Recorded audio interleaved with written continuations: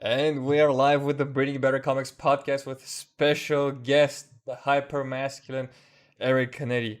Welcome, sir. Hello, thank you for having me. Hyper masculine, I don't know, but thank you for having me.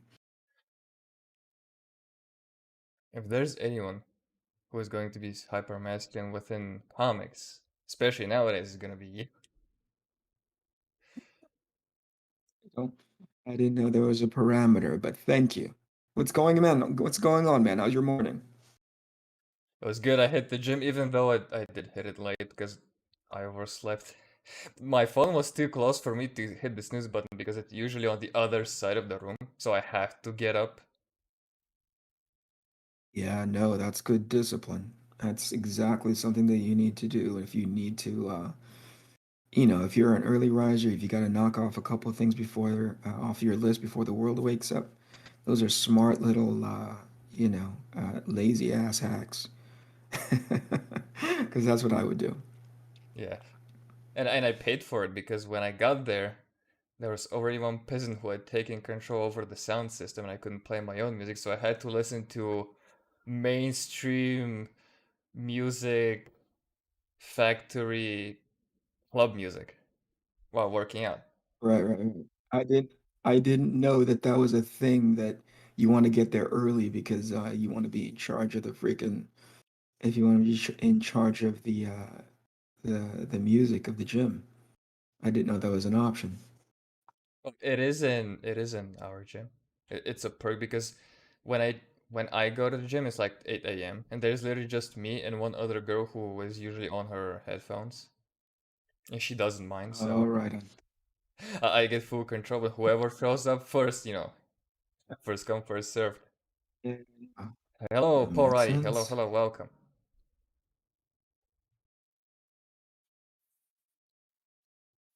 Are How we are you? waiting for a handful of people to make it into the?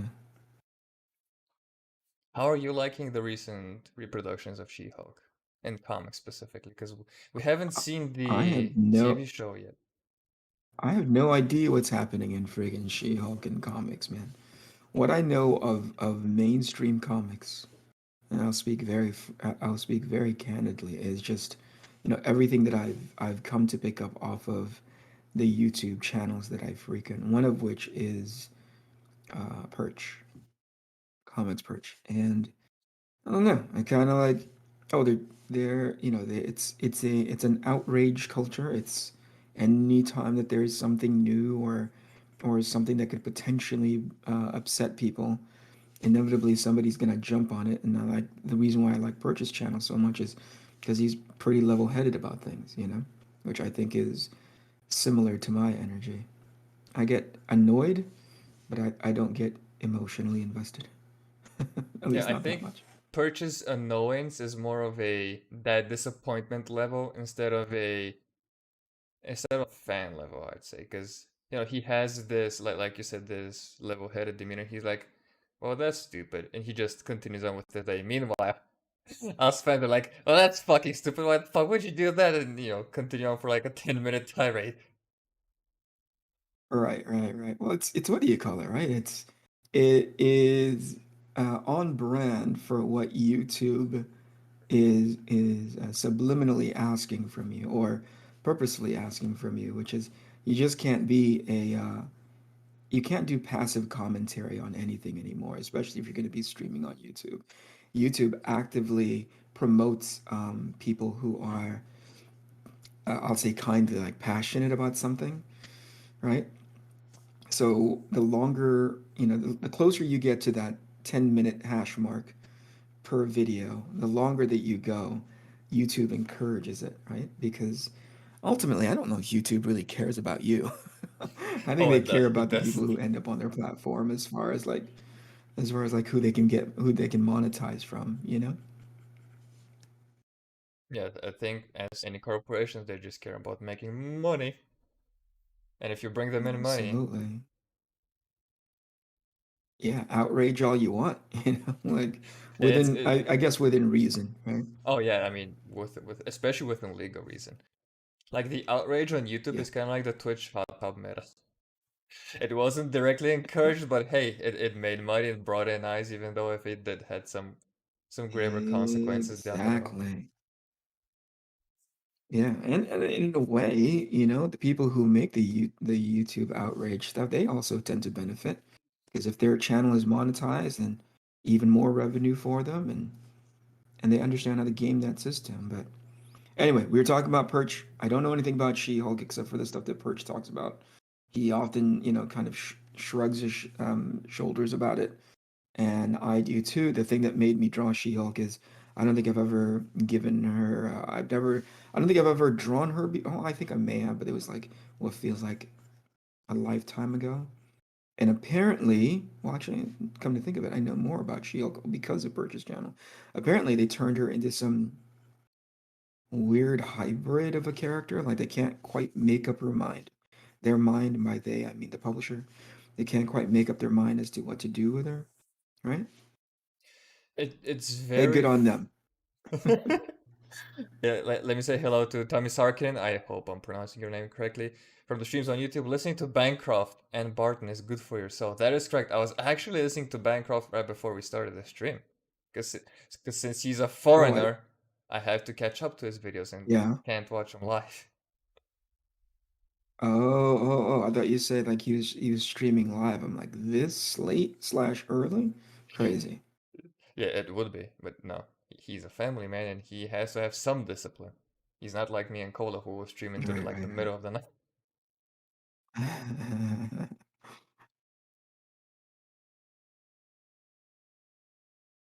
But yeah, they've turned her in.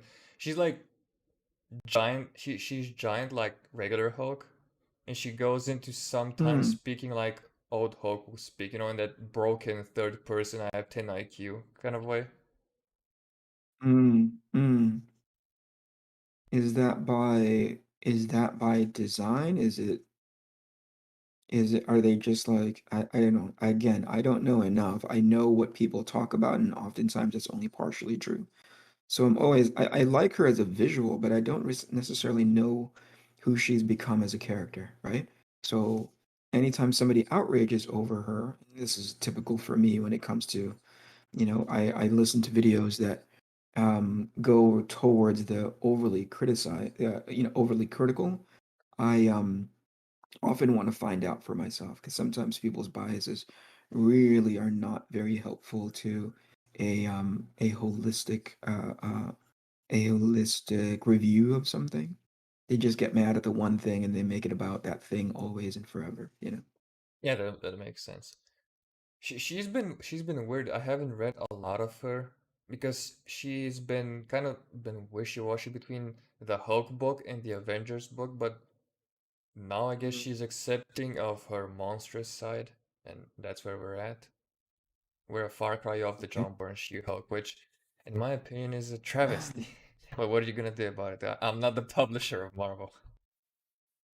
Yeah, that's always my attitude, and I think it's maybe, and that doesn't make for good commentaries. The moment they go like, "Oh, it's this, this, and this," and I think that I wouldn't be into that. I just shrug my shoulder. I'm like, "Good luck to you. That's your that's your property." I'm kind of, it's not my, it doesn't do me any good to have to burn that much energy and getting annoyed at whatever it is that you're doing, especially because it doesn't belong to me and it doesn't impact me all that much. Now, there's something to be said about people who are incredibly passionate about the comic book industry, who have been fans on the outside looking in, so to speak, but certainly they feel that there is a level of credit due to them because they've been such a long time fans and I have an appreciation for that, yeah, for that passion. But I often go like, just go make your own shit. Like, there's only so much, moaning that you can do until, at least for me, I'm compelled to go like, well, enough of that. I'm just gonna go make the stuff that I actually want to see. And for those who do end up doing that, respect to them. So yeah, as easy as it does sound, and as many of tools we have nowadays, it's still a daunting task to be like, you know what, I'm gonna create It is, something out of nothing, and it's going to be coherent and yeah, visually for sure, appealing and marketable. for sure, for sure. But I think that's the only way you can sort of prove yourself right, so to speak, right? That's the only way that you can say, all of this talking that I'm doing, all this talking that, all this criticism that I'm throwing out into the world. And if I can't even hold myself accountable, sometimes like I've seen a lot of people in my tenure as a professional where I see people on the other side of the line of criticism, and then somehow they make it into the production side of the line where they're actually producing stuff, right? And I get to meet them later on down, in some capacity, and they in some way, shape, or form admit like, man, this was a lot harder than it looked. And it's like, no shit. Yeah, No because shit, it's a lot now, harder than it looked. It's yeah, now easy to, you know, it's not just, writing and drawing.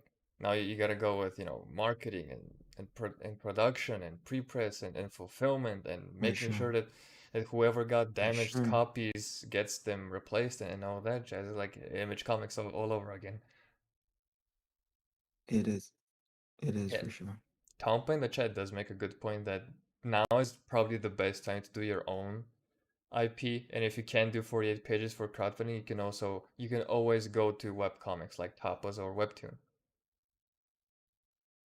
Yeah, and I think, that's a great point, which is to say, like, in no other point in, I would think, in publishing history, or at least, in the space of how do you get people to become aware of your product, right? I don't think it's been this easy, right? And easy is a very relative term, you Oh know what I yeah. mean? But back in the day, back when I was much younger, things like this would not be available to you at all. So the idea that, people are still just talking, people are still just overly criticizing, as opposed to actually doing something about it themselves, it's almost a crime to me because it's like, dude, you had more reason to just sit back and moan back in the day because you might not have those resources available to you. But now, with things being so much, again, relatively quote unquote easier, there's no reason to just sit back and just moan. Go make your own shit, right? Yeah. I mean, I get it if you're a fan and you don't have a single creative bone in your body and you just want to be entertained and you're not getting it. That was like an excuse, but if you're someone who Sure. has some ability, like even if it's like writing or even coloring, even lettering, like go find a crew, kickstart something off. Yeah, And for sure. Tampa here has a For sure. very kind compliment towards you. He says that the color shadow effect you chose to use on the shadow is cool, purple instead of gray or blue. Hey, thank you, dude. And you've Thank you mentioned so much. how I think you. one of the things about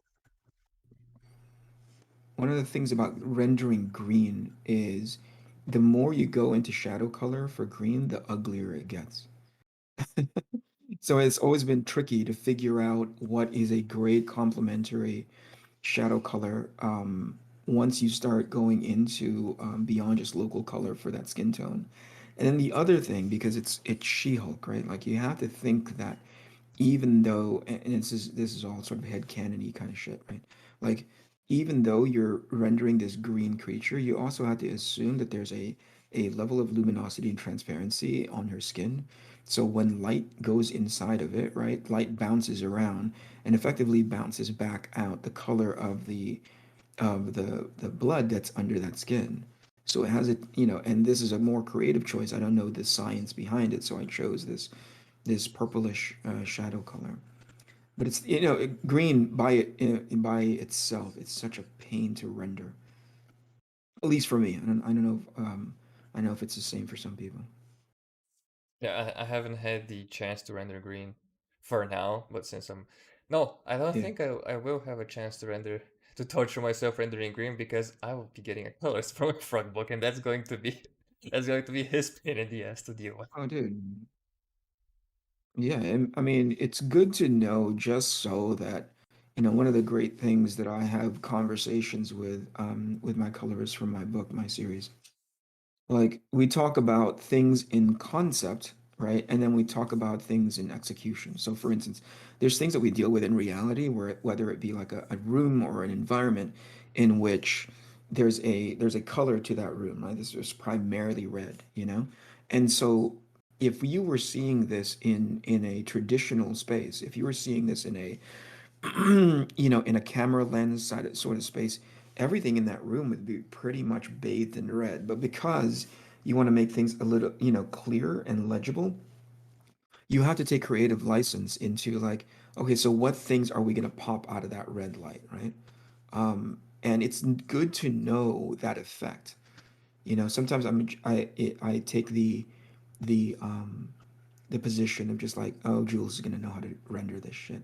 But I always want to know for myself because once the pages come back and it's not very impactful or it doesn't land very well, I want to be able to talk to Jules to go like, oh, I know why it's not, right? And it's because of X, Y, and Z. I see. Yeah, that's very good to have because if you don't know and if your colorist doesn't know and if your editor doesn't know, then you're going to do a great disservice to the product you're bringing forth to people. Yeah, 100%. And it just goes back to communication, right? Like, I just don't want to tell somebody that, oh, hey, that's not working, and not be able to give them a version of the answer. Because ultimately, I just want to give them a point of reference of why it's coming off as, or why it's not landing very well with me. And then give them a point of reference to, like, and I think this is why, but this might not be the answer. This may be the bad version. And then leave it to them because if I did my job correctly and I vetted my whatever my whoever it is that I'm collaborating with, then I trust them to take that into a level of execution that is comfortable for them, right? The thing that they know how to do with it. Yeah, yeah, that makes perfect sense. Yeah,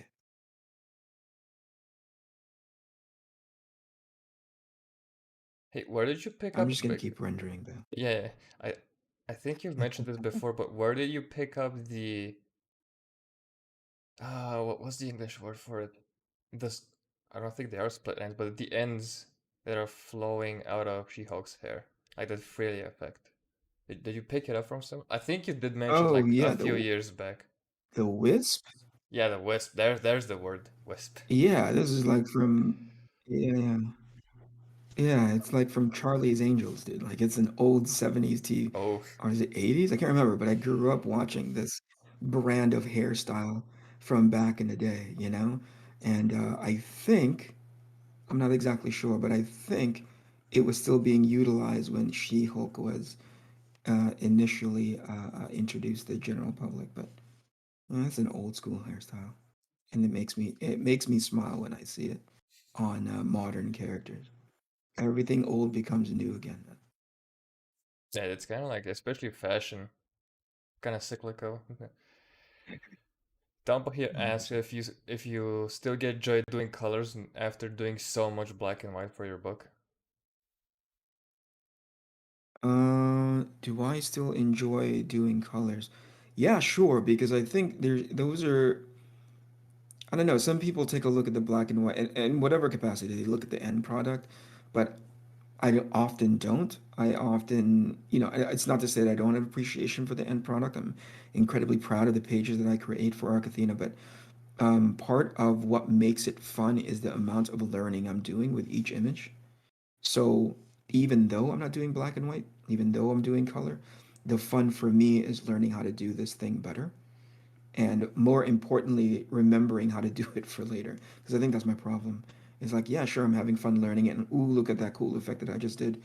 But then it doesn't matter if I don't retain that information to apply later. So to answer your question, I have the reason why I have, the reason why doing color stuff is so good for me is because I'm learning, and that's the reason why it's still so much fun. And that's a very important take-home message for I'd say pretty much everyone, especially artists, is that due to learn and retain instead of getting something finished and not just finished, especially with the people who are perfectionists. Yeah, That noodling, as you'd call it, yeah. I don't know. is the best advice. Yeah, I don't know. I mean, sometimes I'm obviously in whenever I project onto them my personal taste, my personal way of working, I always say that noodling is like a giant waste of time. But I don't know if it what that means to them, right? Like I don't know if their enjoyment comes from all of that noodling. I was just talking to Clayton the other day where he admits that he gets, he puts a lot into um how do you put it? Like he puts a lot into all the detail into his art, right? And that brings him joy, right? And far be it for me to be like, dude, you're wasting your time, you know?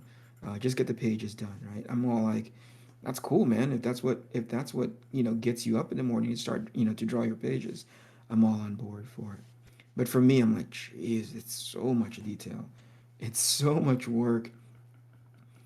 And I could have done three more pieces in the amount of the time that I project looking at that image. How much it took to doodle or to noodle the heck out of that whatever rendering technique, you know? Yeah, Corey puts down so many lines. It's a painful amount Yeah, of detail. you I know, hope he's taking care of his hands. I respect him for doing it. I have a great deal of respect for anybody who has that level of tenacity.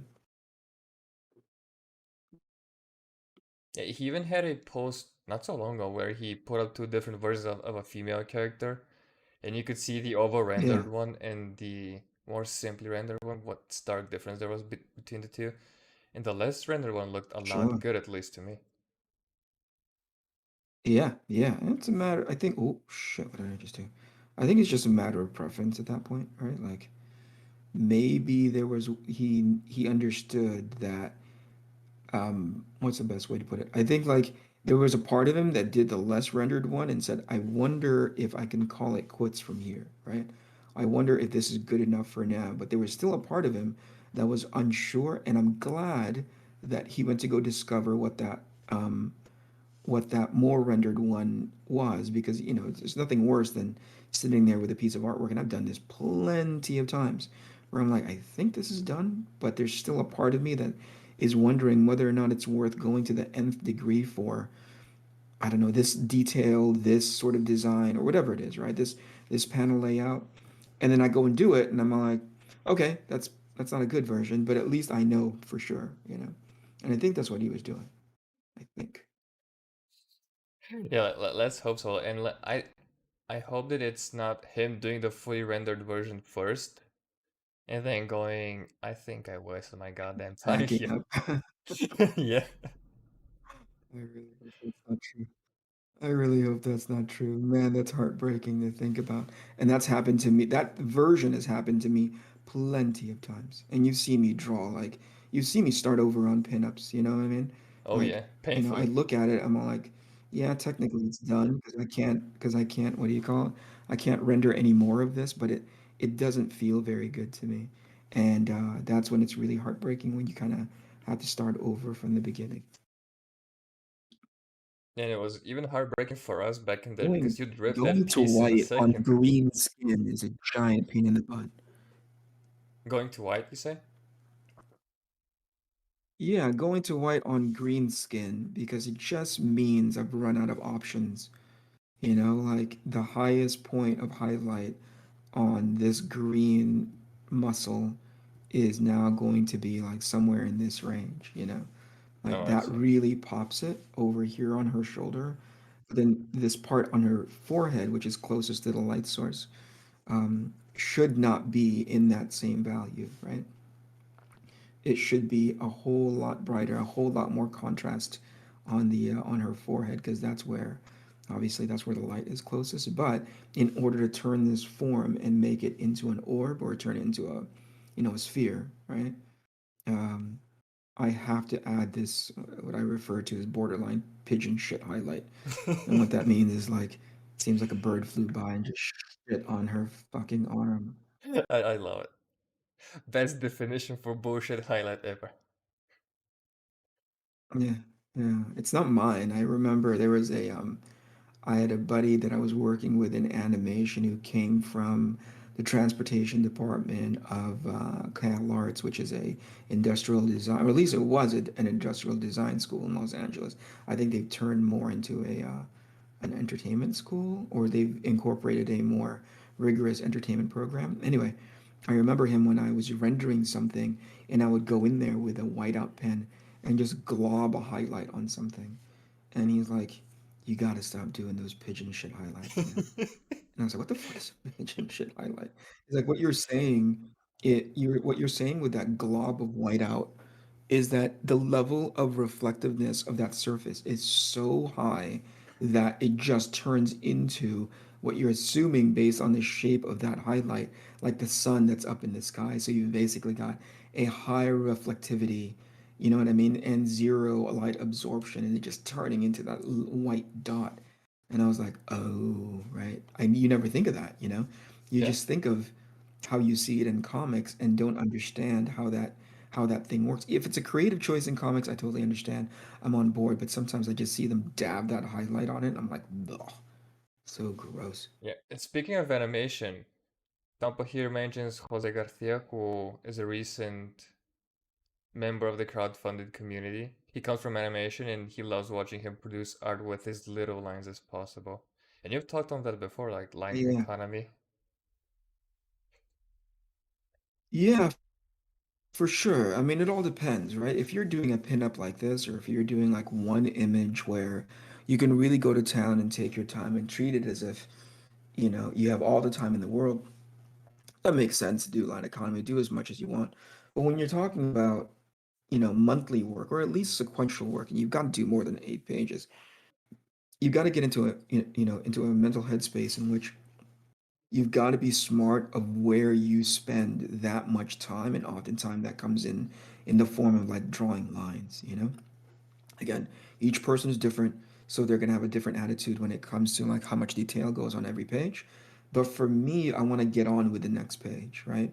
That's part impatience, but also part just like diligence, right? Because I have to produce that comic book page, and I can't. Not every page should be could be a masterpiece. And I don't know when that started happening. That was a I tongue-in-cheekly blame guys like Brian Hitch, who put all Oh, yeah. sorts of like detail on costumes He fucked that that up for bring a everyone. value in the user experience. Yeah, yeah, no, it brings a value in the user experience and the end experience, because I mean, at the end of the day, I think that's one of the things you should be able to do is entertain people um, with the drawings that you make. But also, suddenly that became the expectancy from publishing companies, right? Which is freaking bonkers because that's not sustainable. Oh no. So that's what I mean by line economy. Just understand what the forms are, understand, come up with a design that's complementary for you to understand what those forms and volumes are. And then don't get so hung up on the noodly stuff, right? Like there's just plenty of detail that people put on costume design, on like rendering, and it doesn't really help you understand volume. It doesn't really make the storytelling any better. It's just detail for the sake of detail. Yeah, it's How's that thinking? the dash dash dot rendering that McFarlane often does. Yeah, yeah. Man, that is super high contrast on screen right now. You mean What's the being shoulder? projected to your Oh, you mean on my stream? Yeah, no, no, I'm no, just in general. Like there's so much saturation going on the screen right now as opposed to like what's on the iPad screen, which is Oh, I interesting. see. Yeah, See what I I mean? Green noticed. is a Yeah, yeah, yeah. bitch. There's even a difference in my two monitors because my tablet monitor shows it off a lot more saturated. Like if I showed you a photo, you'd get sick. It's so green. A lot more saturated and Yeah, darker. And my regular monitor has it a bit more desaturated and a bit more brighter. yeah, yeah. That's the thing. The way I'm seeing it on the iPad, like technology is amazing, but it doesn't talk very well with each other. Oh All yeah. right, so by the time I project this onto the capture app that's, capturing and I think it's what you're seeing on screen right now is exactly what I'm seeing on the app that's capturing my iPad, but it is nowhere near as calibrated, and there's just no way to do it. I'm kind of like stuck with what however it's interpreting it. So when you see it on screen, it's just like a hot fucking mess, you know? Oh yeah, that's been a long ass battle. And thank fuck for spiders, for colorists that help calibrate their models, because if we didn't even have that, then printing a comic would have been a nightmare. Yeah. Yeah, for back in the day, definitely would have been a nightmare. But I like the what do you call it? I'm starting to like what I'm seeing on the overly saturated version because it's so damn bold in comparison to what's on my iPad, you know? Like I kind of like it. I mean, you're used to working in grayscale and in very desaturated tones, aren't you? Yes and no. Like, for instance, if you look at what I've done with this image, like it's literally me, it's me drawing it. I can turn off this layer and that's what the drawing looks like, and then I just started painting. So, yeah, sometimes I do grayscale, I do the value drawing just to make sure everything makes sense, all the light hierarchy and again, all the values hold up on its own. But I'd say that that's my preference, but I wouldn't say it's what I do exclusively. I see, I see. Like I Tompa? know enough to do the yeah, I know enough to do the value and knowing full well that if I just ended up slapping color on top of it, all the color just gets really, really muddy, So I know now, I didn't know it back then, but I know now when to tone that stuff down or at least when to compensate for it once I start getting closer and closer to the final product. Nice, yes. Tompa mentions that the screen makes you be bolder. Say again. Tompa chat mentions that the screen makes you be bolder instead of just Well, yeah, presenting it to you. it's what yeah, it's it's compelling me. It's basically telling me, hey, this looks ugly. I'm gonna help you out.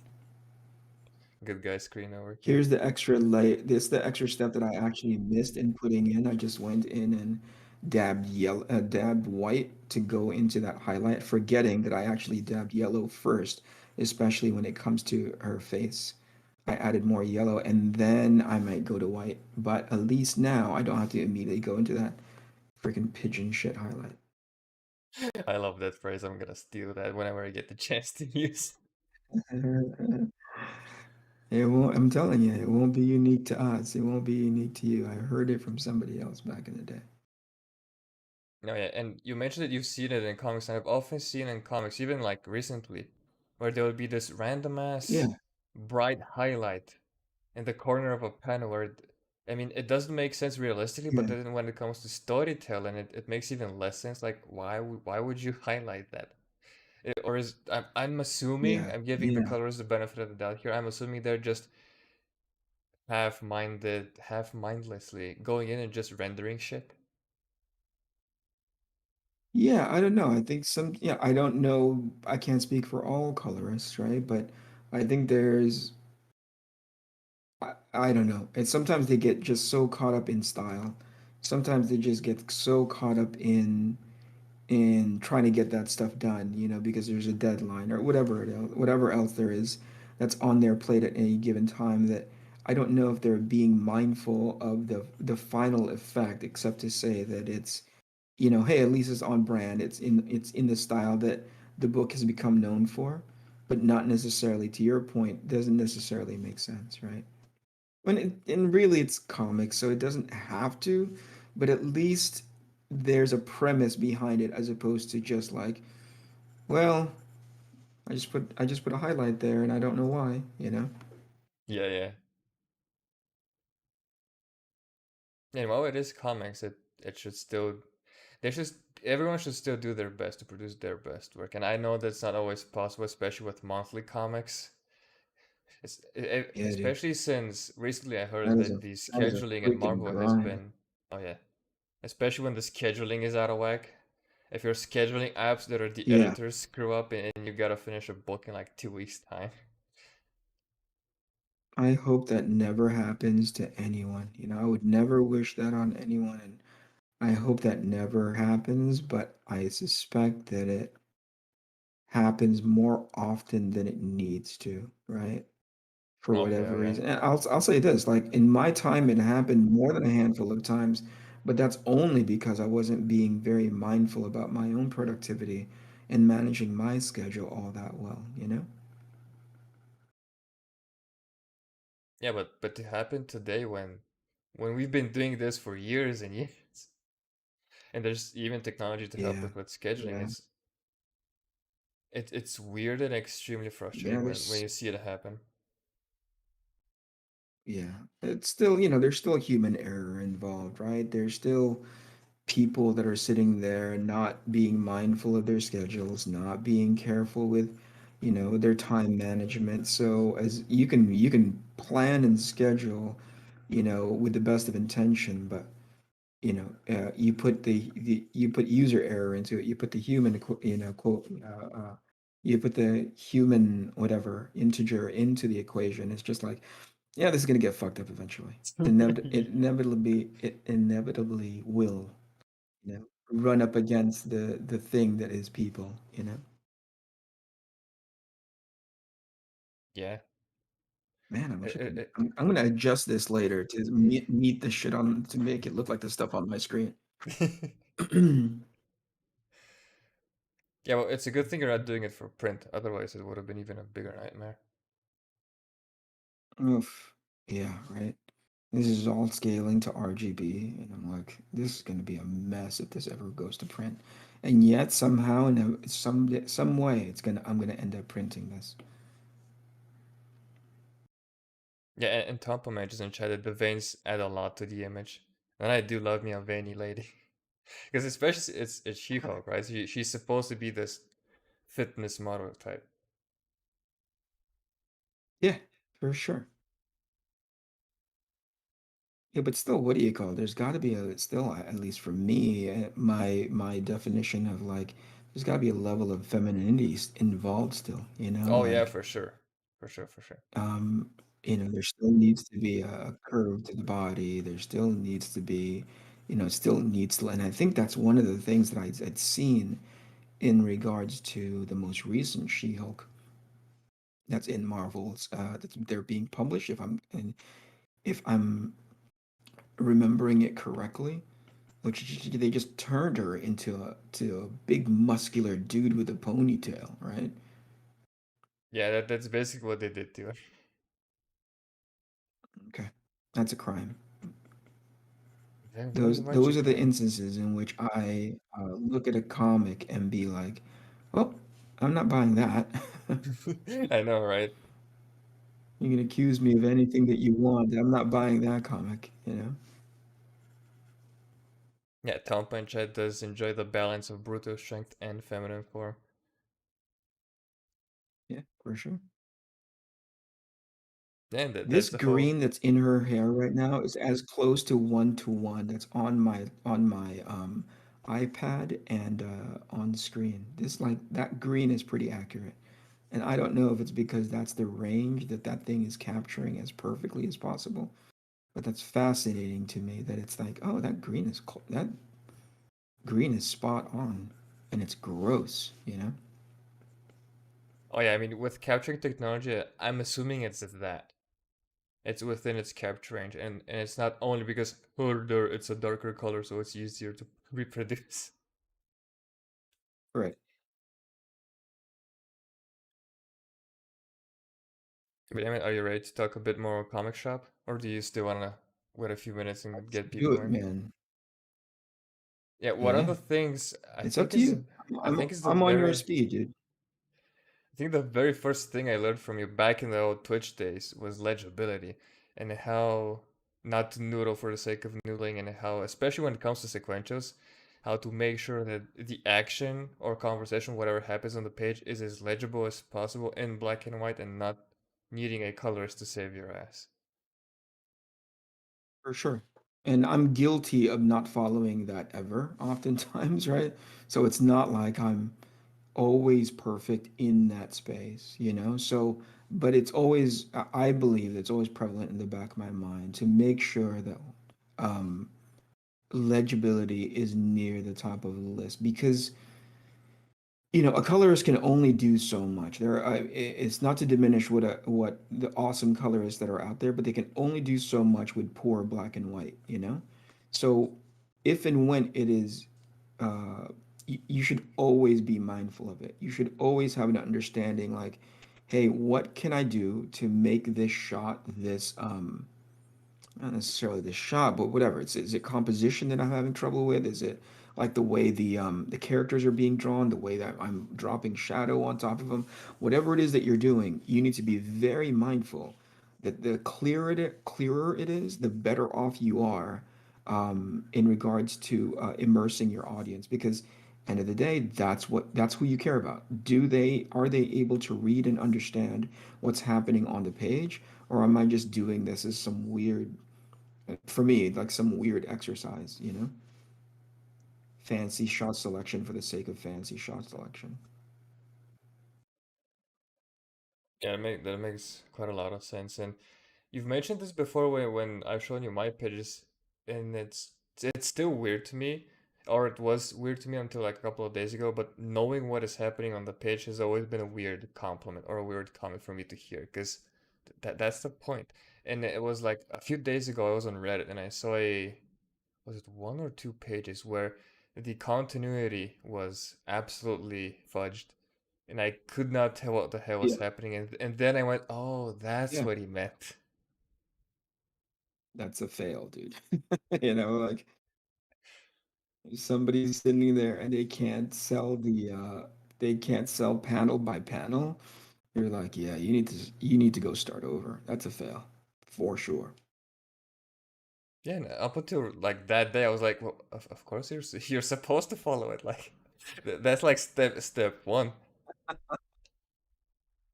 Yeah, no, it's fascinating that especially in comics, if you're gonna do anything comics related and you can't seem to understand, you can't grasp that very simple concept, it eludes people. Like, well, how do you not understand that it's panel to panel? You need to be able to lead the reader, the audience, through a specific narrative so that they get into the appropriate emotional space and so that they're on board with whatever it is that whatever story that you're deciding to tell. I don't know how like, you don't have that, you can't grasp that concept. I don't know. I think comics was taught very specifically to me, and I often uphold something that may not be aligned to how comics are being drawn and told now, right?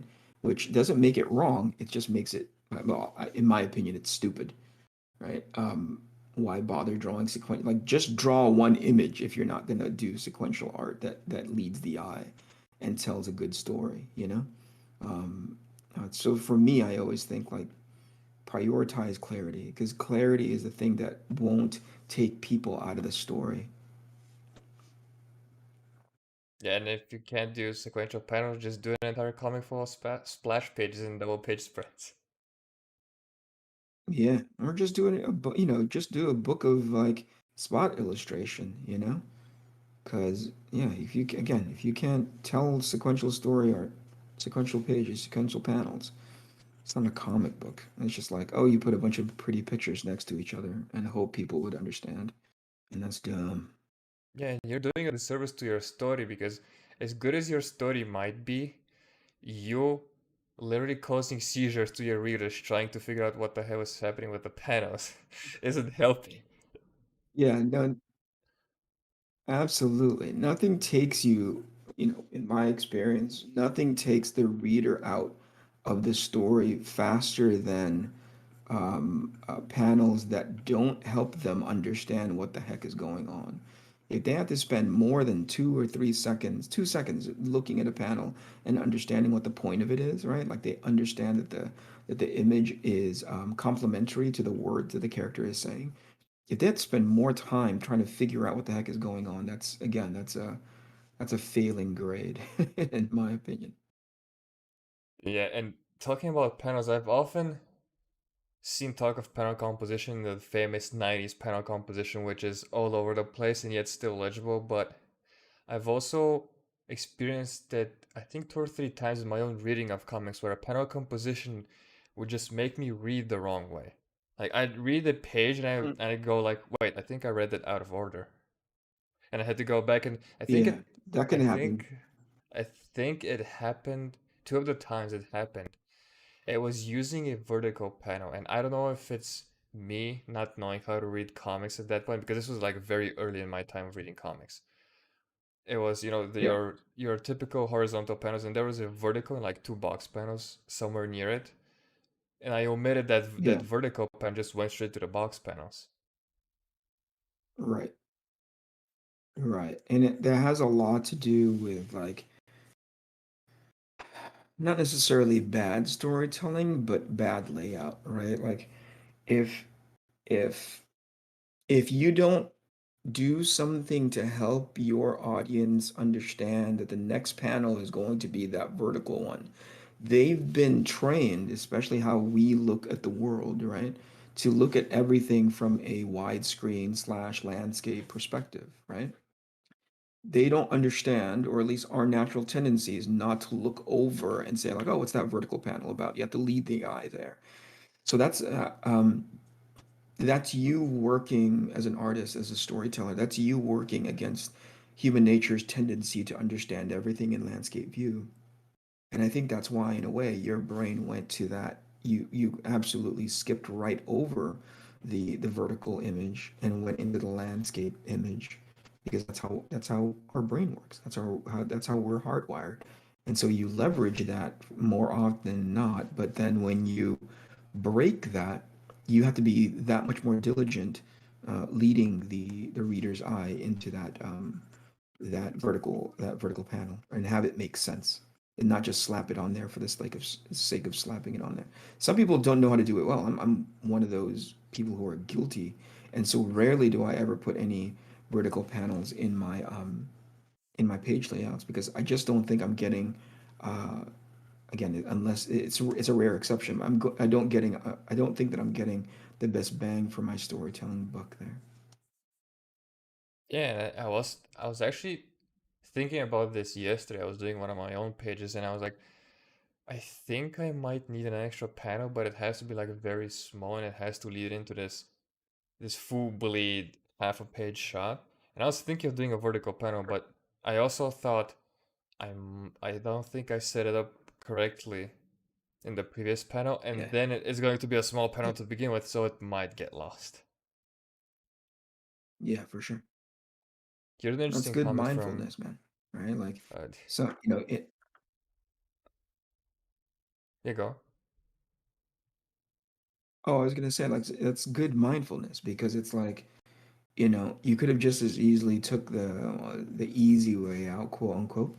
But then, you were like, oh, I don't this is a sequence of events that I need to earn so that I can do this vertical panel so that it does make sense. And again, some people don't think in that space. They just slap in the vertical panel, not realizing there's an intent behind that, right? Yeah, and I think angling your panels could often help because I've seen Brett Booth pull off some black magic with his own panel layouts. And he did mention that Mm. he intentionally uses tangents to do that, which was an very interesting concept to me because tangents, up until then, to me were like to be avoided like the devil. Yeah, yeah, no, I mean, I'm in the same boat with you, but if somebody can do tangents well and utilize it as a tool and make it a feature, not a bug, then I'm on board. I don't do it often because I'm not, I don't have as much experience at it as Brett Booth does. But if it works for him and he doesn't lose his reader, that's an interesting concept. I'll have to start paying attention to that. Yeah, I still don't think I'm pulling it off when I attempt it. So I'm gonna stay away from it while I can. And here's an interesting comment Yeah. from Tompa who says lettering can often help with that, and he thinks Eric Weather mentioned that he can lead the eye. And he presumes the opposite is true because oh yeah, he's shown us some bad examples of lettering, and those were I know those were just examples and exercises for him to show off bad lettering, but those were painful to look at. Yeah, no, when the thing about lettering is, and I'm sure, and I and it ver, may, I'm sure that Eric agrees to a version of this statement, but like it's almost invisible until it isn't, right? The moment it isn't, you're fucked. Because people are Yeah. paying attention to, this fancy or suboptimal, really obvious, really sort of hit you over the head lettering, and you go, oh, they just took me out of the story. So it's invisible oftentimes, underappreciated oftentimes, but when you're doing it wrong, people absolutely pay attention. Yeah, it's kind of the very tragic destiny of lettering. If you're good enough, people won't notice it, but if you're dog shit, people will notice it, and not in any good way. Yeah. Yeah, it's a double-edged sword for sure, but there's a reason why guys like Eric, people wait to work with him. It's an honor to work with him because he knows his job well and he knows how to stay out of the way and be complementary to whatever is happening on the page, right? As opposed to just again, it's an art. He has to make sure that he is leading the eye. He has to make sure that he's doing it in such a way that the dialogue is coming out in the cadence that was intended by the author, right? And then ultimately, hopefully, he's hoping that he disappears in the background and that he's not the featured thing, right? Letterer's curse. Yeah, I appreciate your letters, people. Yeah, Here's something for that sure. you often talked about, and I've fucked up myself so many times, which is the 180 rule. And before, a few months ago, before you explained to me, I didn't even do the diligence of a rookie artist to even look it up. I was like, well, 180, and I think I had like a very wrong concept of it. But then you explained it using that, was it Heat, the movie where there's this bar scene Yeah, where two people are talking? yeah. I mean, it's a cinematic concept, and I'll try to explain it here. Okay. So, let me start a new page just to be on the same here. This is paper, I think. Yeah. Okay. So, like, imagine we're looking at something in down shot, right? And your character character one is over here. Character two is over here, right? And they're sitting at a bar, right? And the camera, down shot of a camera. This is like a really shitty camera. Is shooting this, right? This is the field of view that the camera is capturing, right? So that means, oh crap. So that means like your shot is going to be, let's say this we're seeing it in panel form. Your character one, is going to be here on the left hand side, right? Because that's what this represents. And character two is represented on the right hand side of the screen because that's what the camera is capturing, right? Now, if I move the camera closer to them like this, right? Especially in a talking scene where somebody is saying something more important, or like the focus of that piece of dialogue, right?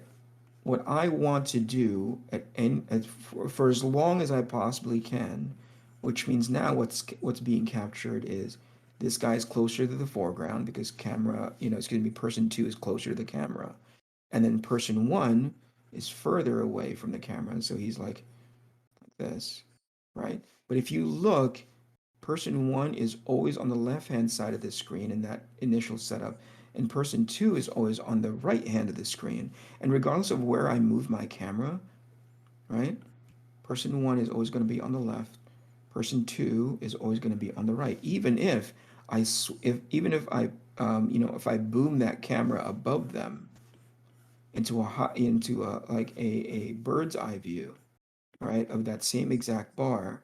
I'm My intent is always to keep person one on the left hand side of the screen, and person two could be over here on the right hand side of the screen. Because as you establish it in the opening shot, or in like the in the establishing shot of the scene, right? The moment you break, and by the way, just so we're clear, this line, this bar, represents the 180-degree pivot that the camera should never cross, right?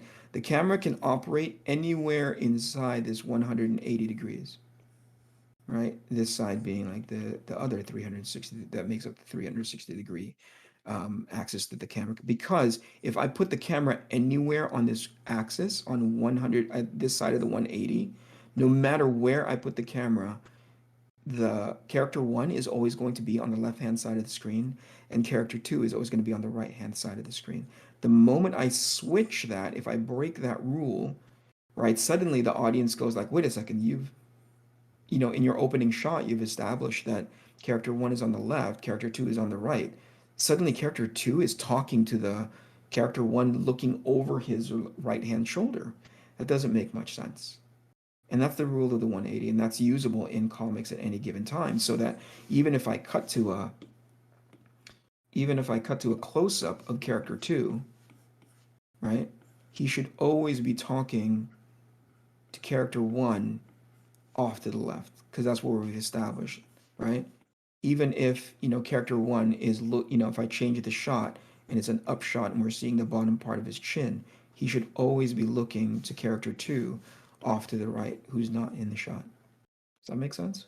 I see. So in a And you sense, can if see when good comic book artists are like doing it poorly, and you're like, whoa, I can't keep track of where everyone is in this fight, right? Because like, somebody gets knocked off screen and they go to the left, and next time you introduce them, they're flying in from the right, and you're like, that's stupid. That's such a missed opportunity to understand that you've established it already 3 panels ago that you punched this guy and he flew off to the right hand or to the left hand side, and now he joins the fight again and he's flying in from the right hand side.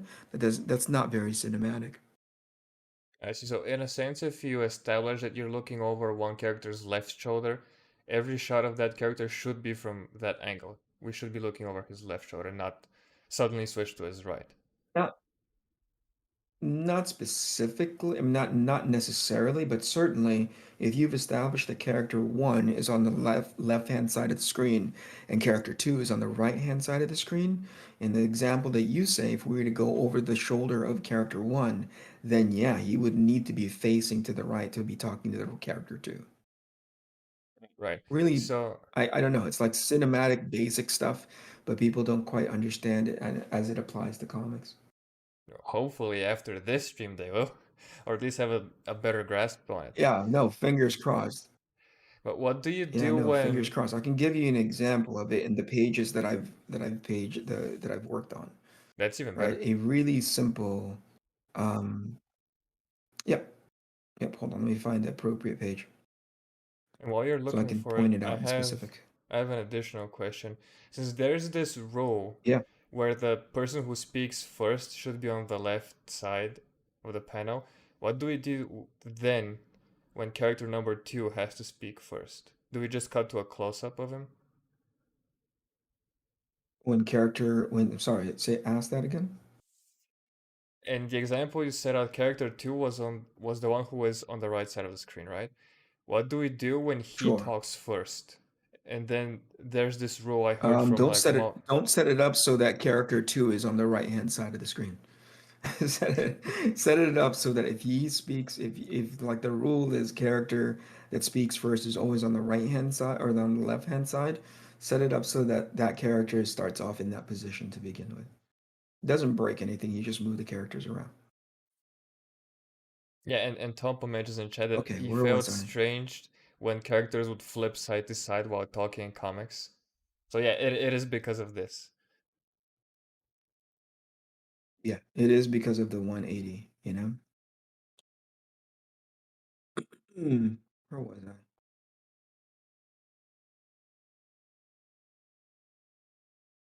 Okay. So here's one where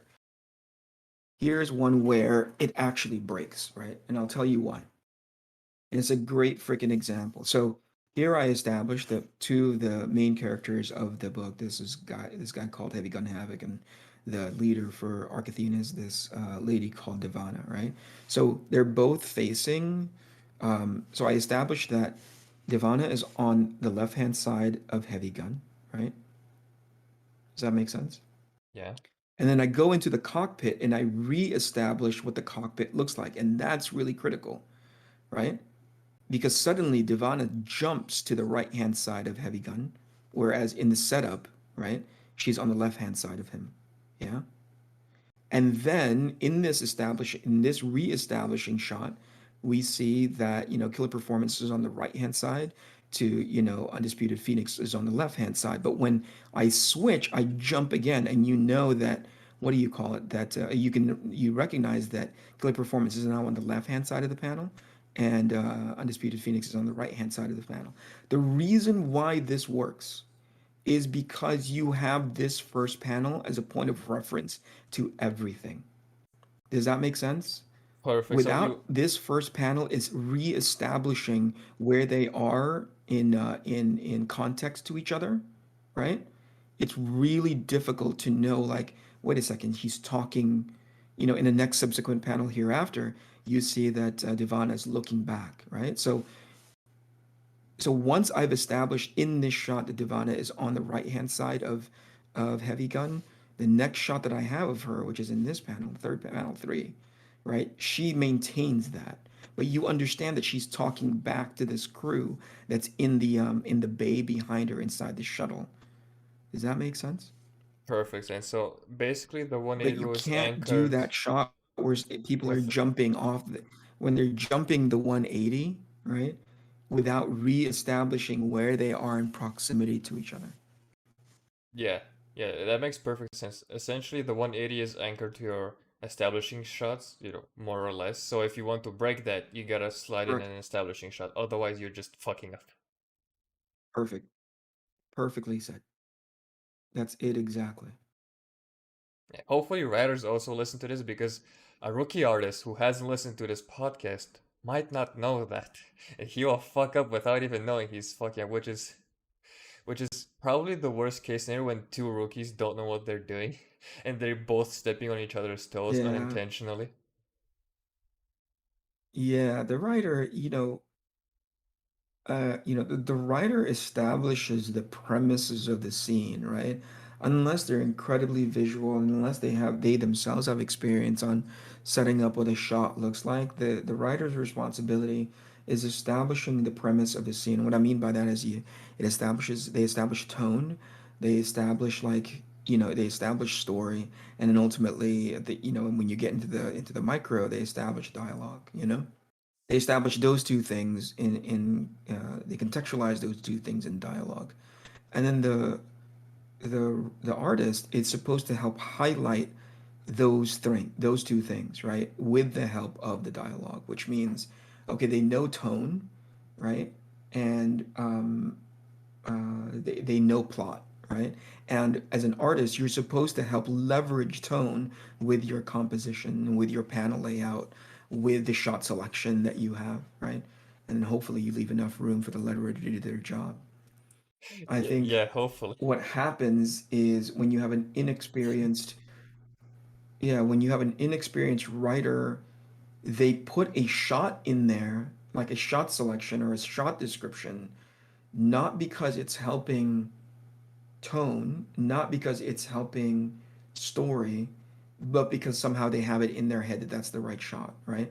And then they accidentally handcuff the situation because they go like, that'll never work. Because, that doesn't work because I need this character in your story. You need this character to travel to point A and point B, and your opening description of this shot doesn't facilitate that very elegantly. So you get two rookie mistakes happening, like you don't have a rookie writer that, has a shot in their head but doesn't know that I need to, as an artist, I need to move those characters through space, and your initial shot selection doesn't facilitate that. Hopefully it does, is what I'm getting at. Hopefully they know what they're doing. But sometimes you run into a rookie writer that doesn't know how to do that very well. Yeah, I've had that thing where those two previous pages where you showed off with the helicopter bay or the airplane bay, I received Hmm. those as like just dialogue. Or shot of this character saying this, shot of Yeah, that character saying this, yeah. and I didn't know about the 190 row, and I probably fucked up that page. Yeah, yeah, it reads very nicely when somebody knows what they're doing. I'm happy to take a page that just says, heroes are in the helicopter, heroes are in the airplane. So and so is in the pilot seat, so and so is in the in the co-pilot seat, and everybody else is in the back. I'm like, okay, cool. That's plenty of enough information with me. And then I read through the dialogue, I read through the scene, and I go like, oh, I know how to do this shot, or I think I need to move these guys around. So this makes most sense, you know? Yeah, that makes perfect sense, but hopefully any rookie, Yeah. both writers and artists, are listening to this. And if you're an artist, just tell your goddamn writer. Just tell him, hey, what you've given me here doesn't conceptually work. We're breaking too many rules without earning it. And just link them this Yeah. stream. Yeah, or just walk them through, like have them walk you through as an art. If you're working with a writer, have them walk you through their intent, you know? Because sometimes they believe, depending on the person, right? And I haven't had, thankfully, I haven't had enough I haven't had enough of these experience recently where I'm like, that doesn't make any sense because some of the writers that I work with are either complete professionals who understand that they write the scene and then allow me to, it's like a baton race, right? They start off at the gun with baton in hand and they have to pass it off to me, and then I take it and then the baton gets passed on to the colorist, and then ultimately the color and then the letterer and then the pre-production and post-production people. I haven't experienced it in a while where a writer is telling me how to lay out a page. It's been a while. But in the times that somebody has done that, I always want to talk to them of like, why is that page layout, or why is that specific shot selection important to them? And I believe that's critical to the collaboration process to go, oh, I get it, I understand where you're coming from, and I think I can work in the within the parameters of that, or talk to them about like, oh, I understand your intent, but I think we could sell that shot or this scene or whatever it is, we could sell that better if we started off like this, you know? Yeah, and that's a very good exemplary conversation for anyone to take home and bring to their writer or artist, whoever might be screwing up on that day. And earlier Yeah, you showed off that page with yeah, the for ship sure. and the villain lady, which is a great example of having a lot of detail while also maintaining legibility. Because I could Yeah, tell everything that was yeah. happening on that page. I saw the giant ship with the pod and I don't know if those are like semi-tower, the things poking out. Like, even though I'm looking at it Mm-hmm, as a mm-hmm. thumbnail, it's like smaller than my hand. I could perfectly follow everything.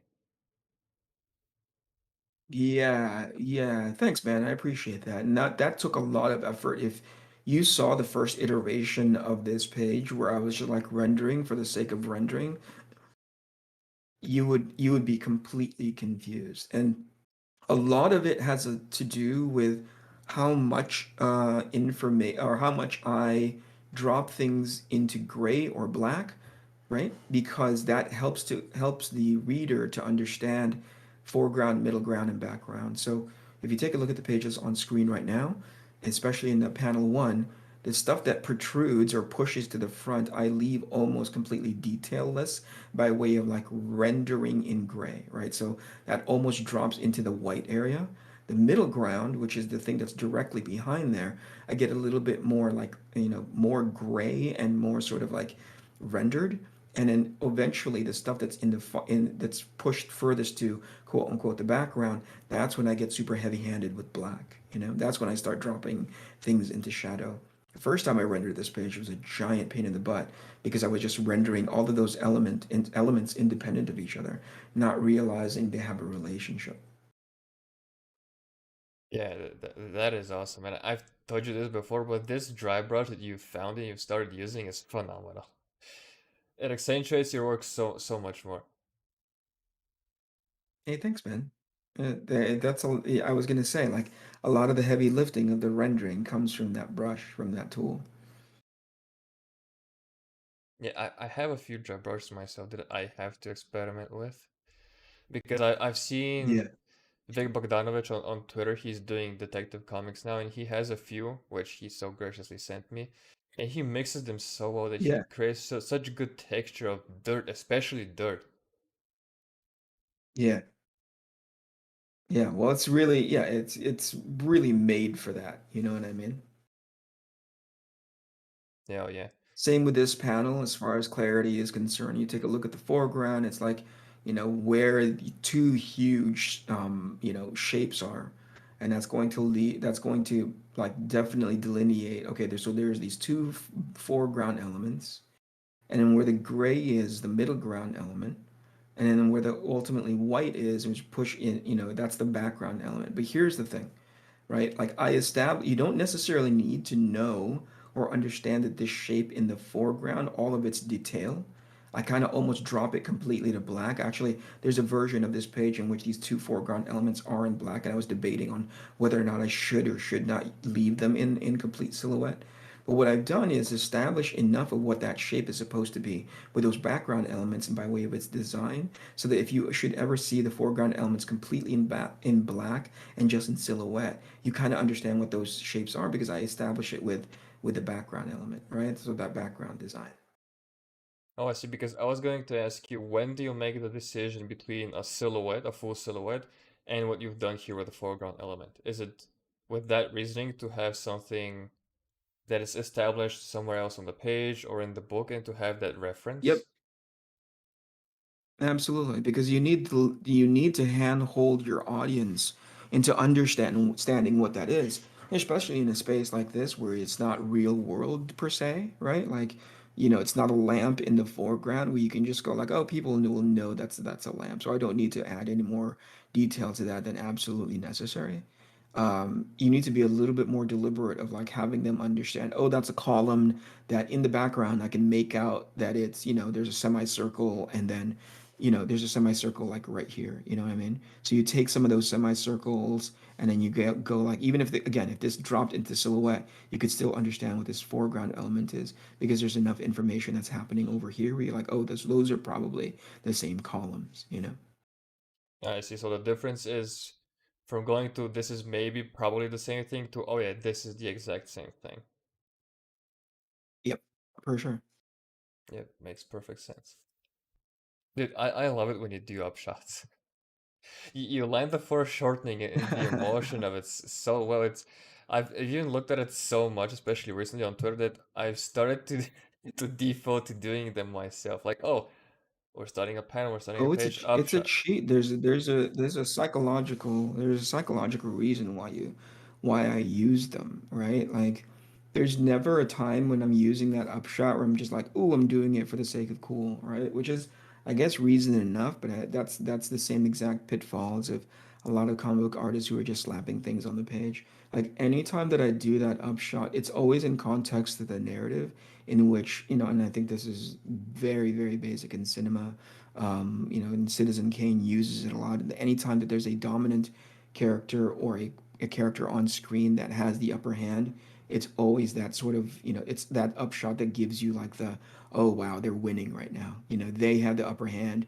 They're the person in the conversation or in the scene that has the upper hand. They've got the majority of the leverage. And then, to counteract that, anytime that you have the person in the scene that does not have that upper hand, that doesn't have that leverage, they are on the receiving end of bad news, or they are the one that are getting beaten down. I go to a down shot. Really easy, and it's in this scene in specific, right? That happens multiple times in which I am doing a down shot on my main characters, even though they're hanging upside down. I'm doing a down shot on them because they are the ones that are at disadvantage right now.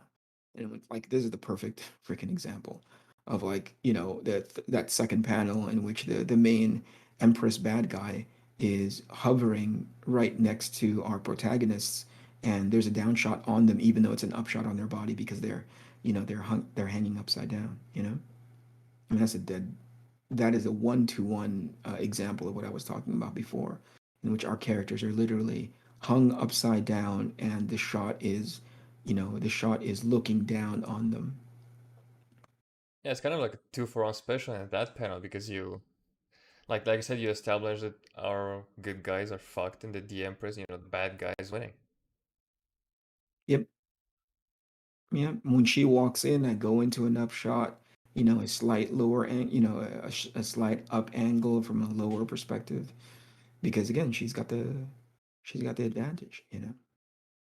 Yeah, and I've heard Jorge Jimenez when he was drawing Justice League, he was consciously and actively putting Wonder Woman in upshots just to convey how, powerful and beautiful she is and strong and, all the Yeah, adjectives. for sure.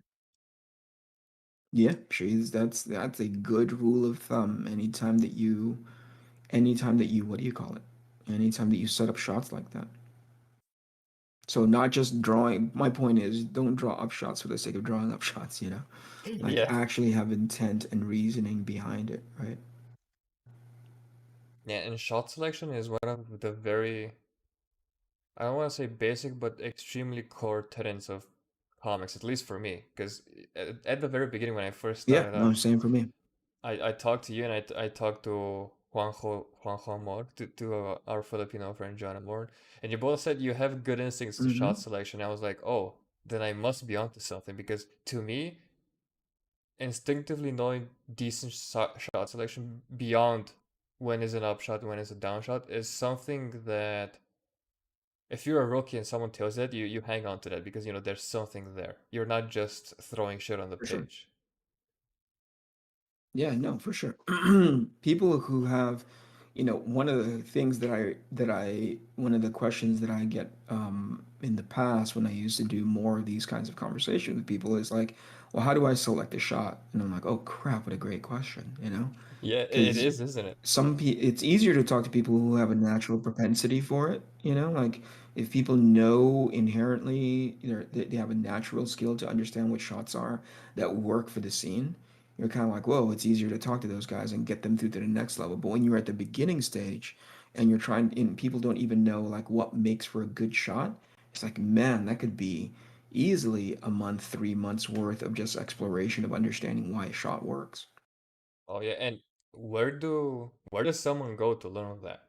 Do they study cinema? Do they study comics? Do they study photography? Or where do we go to learning to improve shot selection and knowing what's better and not just For cool? me, I think you can put yourself through your own personal exercise, right?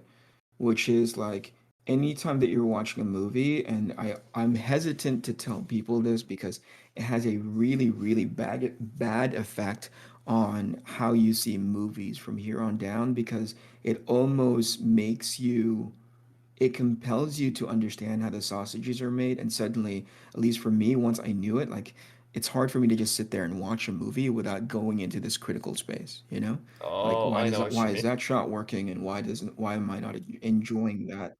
You know what I mean? But Yeah, to yeah. me, what really helped me in the past is like looking at a movie and going like, especially like any action movie or any sort of like dramatic movie, you look at it and you're like, oh, why did the director choose that shot? You go, why this shot for this particular scene in the movie? What are they talking about? What is the purpose of this scene? Is it just like exposition and you're talking through it? Or is there an opportunity for us to understand these people like in a talking scene between two people? You go like, oh, is this just a talking scene or are they actually trying to establish a relationship with each other? What's the context and then what's the subtext? And then you go like, oh, that's why they picked that shot because this guy is talking about, hey, you haven't come to visit your family in 5 years, and now here you are asking us to do you a favor. You haven't come to visit me in however long, and now you're asking me to do a favor for you. That's kind of stupid. There's a great scene in this movie called Family Man with Nicolas Cage, and with the premise behind the story is that he was, he's visited by the ghost of Christmas past for forgetting where he's come from and potentially the life that he could have had if he wasn't such a rich dude, right? And there is this scene where he wakes up in that alternate reality of his life where he wasn't the super successful businessman, but the less successful family man. And he goes and visits his neighbor for the very first time, and is played by Jeremy Piven, who's like, they live in, I think it's New Jersey or New York, and he's shoveling his driveway after a night's worth of snow. And there is this really uncomfortable scene where he pulls over and says, hey, do you know where I live? To his neighbor, who in this alternate timeline, he's known him for however long already, and he's trying to peek outside the car, and you never get to see Nicolas Cage's entire face the entire time that he's talking to his friend, and it's uncomfortable to not see the main protagonist's face, right? It's being cut off by the window of the car or just the way the framing element is. He's not being shown in it in his entirety.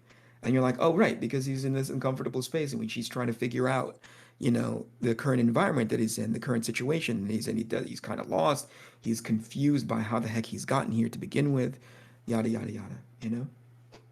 It's really awesome. It's really, really cool. And so not only is the context, hey, I'm trying to figure out who I am and why the heck I'm doing in this alternate timeline, and I'm incredibly confused.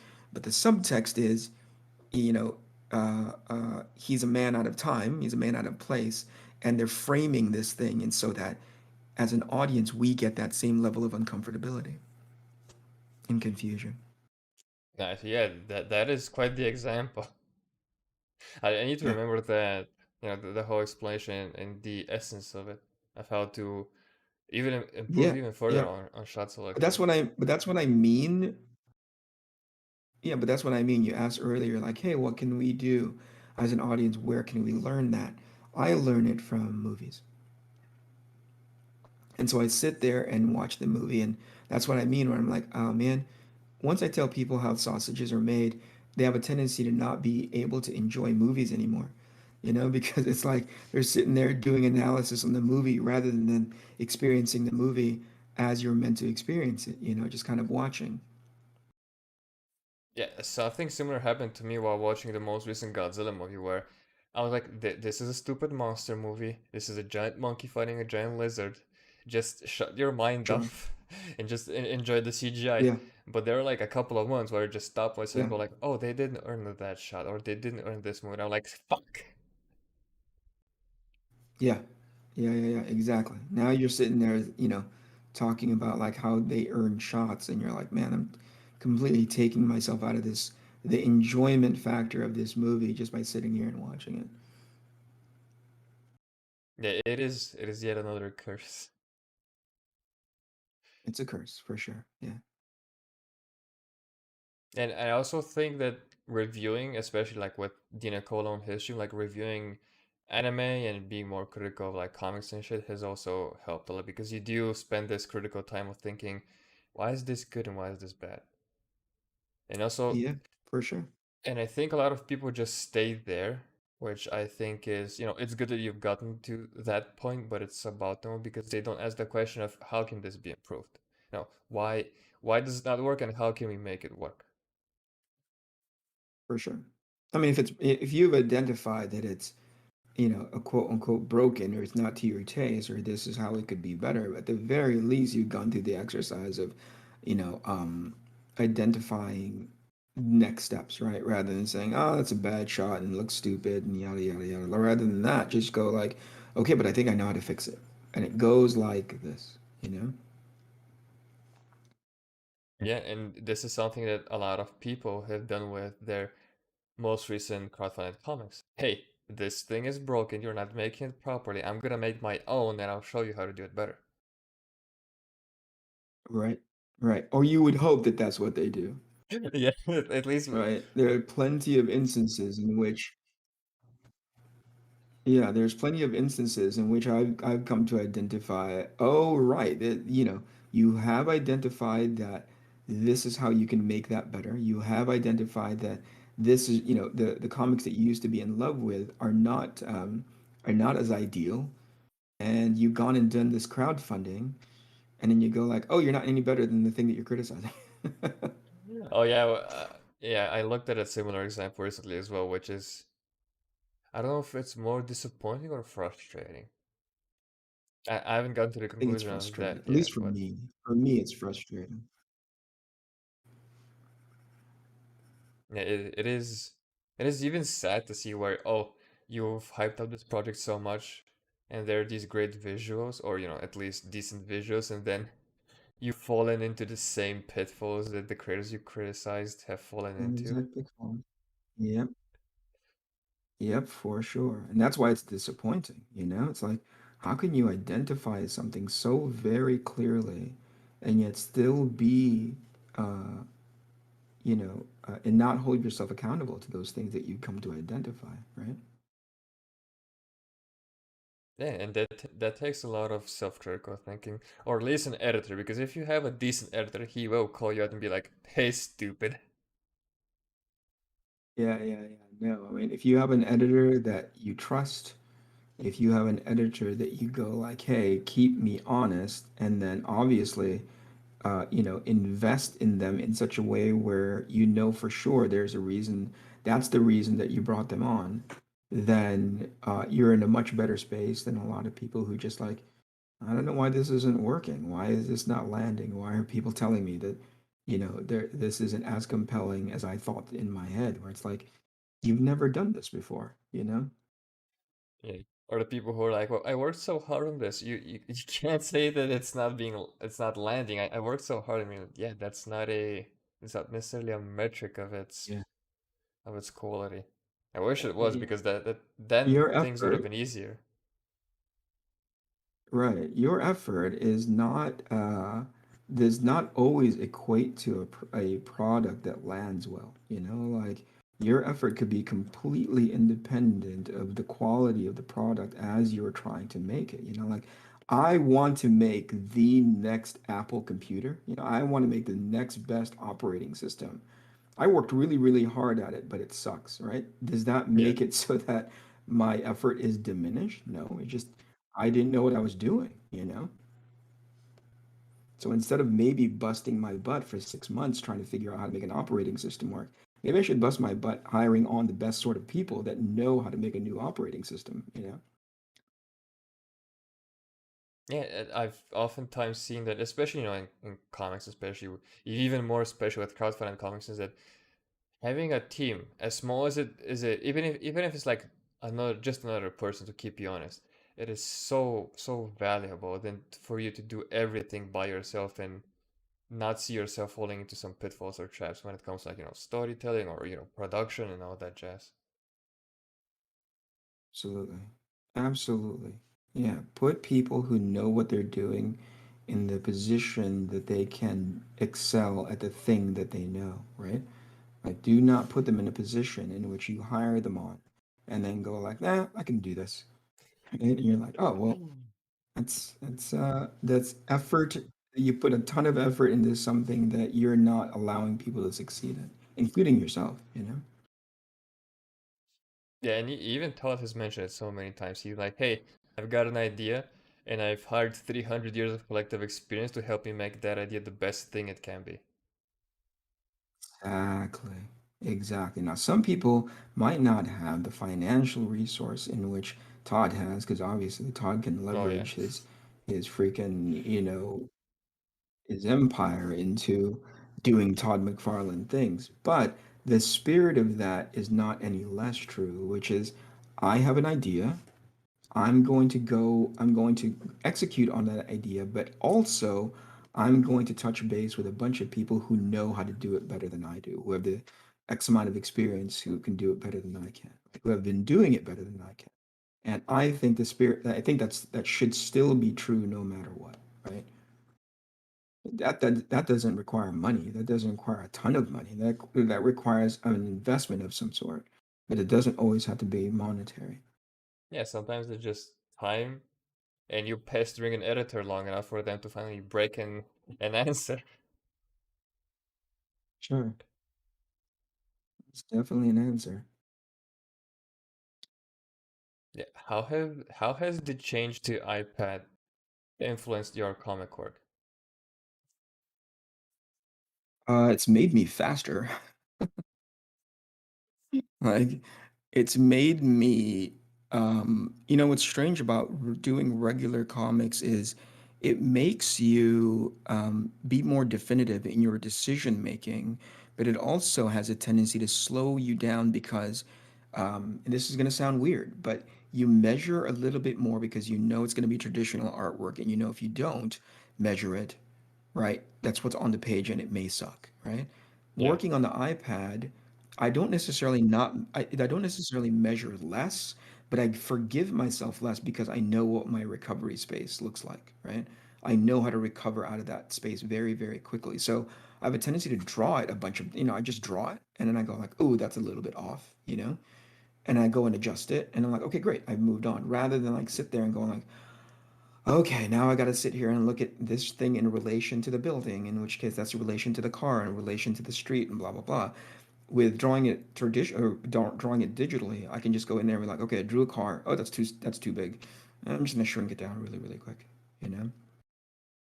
So it's given me this speed that I want. That might not be the same for different people. I've heard the argument where it's like, well, you're not being careful right off the bat, and therefore that's a no-no, right? And I'm like, yeah, I guess so. But when you're in a production line sort of space like I am, I kind of need to be able to be as nimble as possible in regards to my decision making. Now, if this were like a painting, right? If I was sitting there like in a studio and more specifically, when I'm rendering something in marker, let's say, I can't be as fast as I am drawing or when I'm drawing pages for Arc Athena. Like I do a lot more measuring. I do a lot more sort of thinking. I do a lot more, but I'm trying to get Arc Athena out the door, right? And whatever it is that I can do to help me pick up my speed, I'm all about that. I see. Have you also noticed yourself that you might fall into the trap of trying too many things at once for like a page or a panel since you do have that flexibility? Yeah. Yeah, no, absolutely. I mean, I actively look for opportunities like that, but I am not, I know myself enough that I don't get hung up in trying it for everything, right? So whenever I see a page and I go like, hey, that might be an opportunity if I remember to do it, it might be an opportunity to take that brush out for a spin to see what it looks like on this page. And if I'm happy with it, cool. But always know that I have a process, I have a pipeline that I can always defer to, I can always fall back into, in which I'll get that page done. But if there's an opportunity to experiment and incorporate this new tool that I found, whether it be a brush or whatever it is, right? I always try it. And if the answer is, oh, it's not working right now, I move on, right? Because again, in the back of my head, what I'm thinking about is getting that page done so I can move on to the next one and the next one and finally call the series, ready for launch. Speaking of the Arcatina series, how far along are you with it? I finished issue 4 in rough form. And what I mean by that is issue 4 is all done being inked. Rough form basically means I leave myself room to be able to add pages to it, which I already am. Because as I'm working on the script for issue 5, some people are like, didn't you have issue 5 already? Didn't you have your ending? And the answer is yes, dummy. Of course I'm gonna have my freaking ending, right? But like the nuances of an ending is so important to stick the landing, right? Like, I was talking to somebody offline and they're like, "Oh yeah, didn't you already have an ending in mind?" And I said, "Yeah, I know what the ending was, but the way you execute the little pieces of that ending makes it either super awesome, where you're like, "Whoa, that seemed really well put together. Those sequences really made me feel something," or it's just an ending, you know? And so I finished issue 4, and now that I'm at the ending, I'm broadening out the ending to just the idea, from just the beats to the actual nuances of what happens in that ending, because that's what's important to me, is understanding those relationships, understanding dialogue, understanding why these people are making their decisions. I'm realizing, oh, I need to go back to issues 3 and issues 4 and add these little things so that this ending is so much more impactful. And that's what I've done is I've identified that I've been writing issue 5 for the past 2.5 weeks now, and I've done like 3 different versions of it. And then I finally picked one that makes the most sense to me, and by doing so, I'm like, okay, I need to go back to issue 4 and add, I think, 5 pages, 6 pages to issue 4. So roughly done with issue 4 issues. The first 3 issues are all shored up and ready for my editor to go through in there and make sure to keep me honest in regards to dialogue and character development, character arc, and so on. But issue 4 I have yet to write out because I knew, hey, I'm probably gonna have to go back in here and add something. I see, I see. And where do you think you've slipped up the most? Is it dialogue? Is it character development? Where did I slip up the most? Or where do you think there's a chance of Shit. your editor Well, going?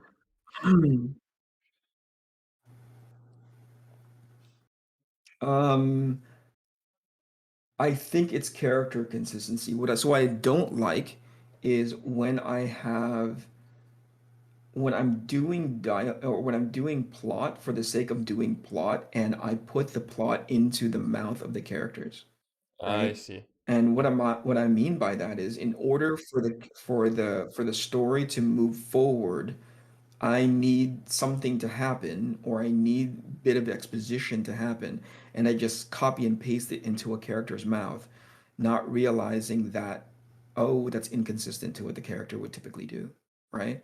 And let it happen organically that way, as opposed to like, well, they kind of need to get from this lighthouse to the boat. So this character goes, hey, let's get to the boat, you know? And you're like, they probably wouldn't do that, you know?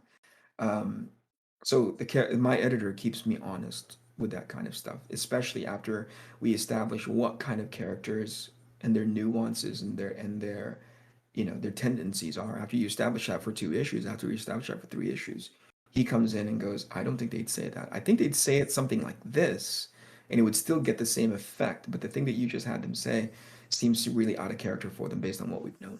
And that's where to answer your question, I think that's where I get that I mess up a lot. Nice. Yeah, that's a very interesting point. I haven't thought about it, and yeah, that's something to take home because I don't know if is it necessarily bad for a character to just spew plot at the reader, even if it is within that character's traits, even if that's what who they are. Yeah, yeah, I don't know, like over exposition on something when you don't have character nuance, I think it's bad. You see in a lot of movies where you're like, whoa, they're saying a lot of like they're saying the next step that will get us into Act Three, you know? Like you hear them say that, and it's not bad because you know they're saying it in character. You know what I mean? I think that's the divining rod of when it's done well and when it's done poorly. It's when you don't have when this character doesn't have a voice and you're just having they're the plot delivery device through your series. You're like, I don't know who that character is, so I don't even know if like you're just giving me a wall of text, as far as comics is concerned. It's really super annoying because that comes from a very inexperienced writer.